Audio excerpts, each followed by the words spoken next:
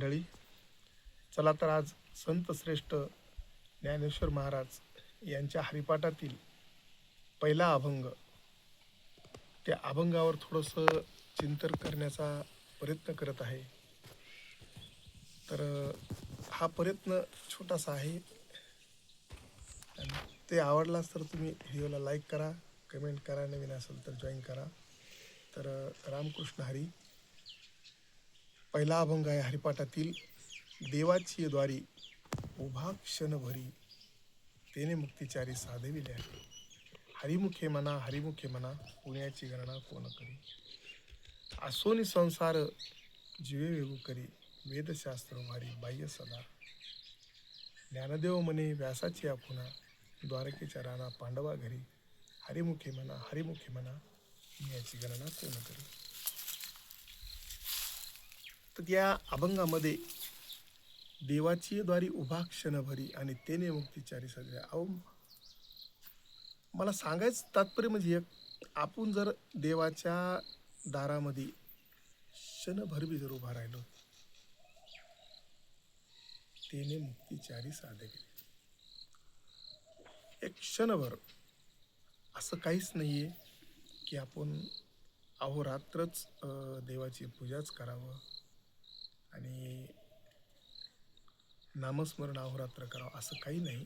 देवाच्या दारामध्ये क्षणभर जर राहून तुम्ही रामकृष्ण हरी रामकृष्ण हरी असा जर जप बी जर केला आणि त्या देवाला जर भक्तिपोटी भक्तिभावापोटी जसं जर तुम्ही मनोभावातून भक्ती केली तर देव तुम्हाला कृपा करतो आणि आशीर्वाद करतो. तसं देवाची द्वारी उभा क्षणभर बी उभं राहिलं तर तुम्हाला संत तेवढंच आशीर्वाद मिळतात. हरिमुखे म्हणा, हरिमुखे म्हणा, आणि पुण्याची गणना कोण करी.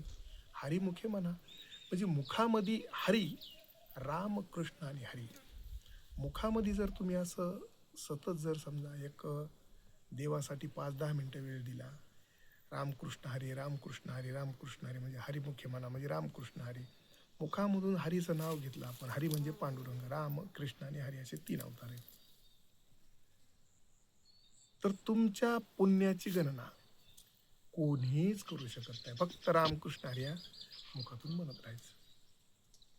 असोनी संसार जीव वेग करी, वेद शास्त्र वारी बाह्य सदा. अरे तुम्ही संसारात राहून सुद्धा हे करू शकता.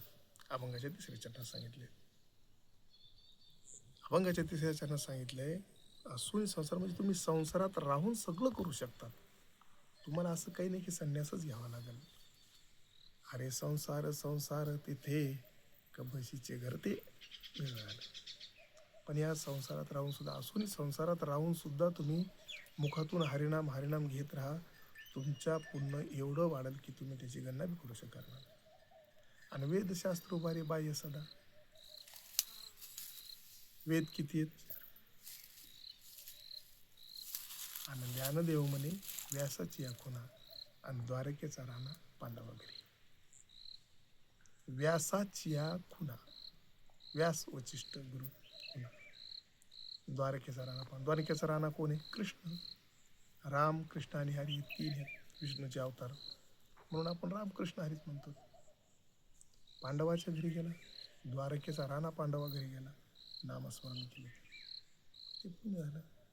असं ते म्हणजे सांगायचं तात्पर्य, अभंगावर बोलण्यासारखं खूप काही असतं, पण ज्याच्या त्याच्या परीनं ज्यांचा जसा अभ्यास असेल तसं बोलतात. मी एक छोटासा प्रयत्न केला आहे आणि असंच मी तुम्हाला इथून पुढं बी बरेचशा अभंगावर किंवा ह्याच अभंगावर अजून बी बोलन.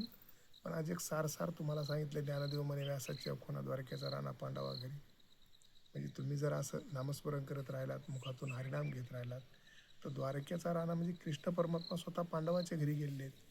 मग आपण जर हरिनाम करत राहिलं तर आपल्या घरी बी रामकृष्ण हरी हरी का येणार नाही? तर हरी का आपल्याला, म्हणजे हरी म्हणजे पांडुरंग, आपल्याला का आशीर्वाद देणार नाहीत आणि का आहे नाही?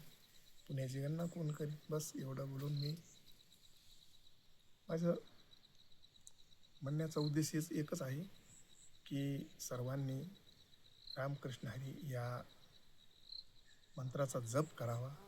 आणि ही जी क्लिप आहे ही तुम्ही तर ऐकलीच, पण एवढंच माध्यमातून तुम्ही सुद्धा दुसऱ्याला सांगा. एक साखळी पद्धत चालू द्या की जेणेकरून बाबा आपल्या भक्तापर्यंत भाविक भक्तापर्यंत ही क्लिप पोहोचवली जाईल. माझीच म्हणून नाही, असं कोणी बी जर सांगितलं तुम्हाला की रामकृष्ण हरी या नामाचा जप करा, तर तुम्ही ती क्लिप शेअर करत जा, सर्वांना सांगत जा. तुम्ही 3 लोकाला सांगितलं, ते 3 लोकं 3-3 लोकांना सांगतील, ते 3-3 लोकं 3-3 लोकांना सांगतील. अशी एक साखळी पद्धतीनं आपण रामकृष्ण हरी या नामाचा जप करत राहायचं. ही साखळी चालू द्यायची. रामकृष्ण हरी.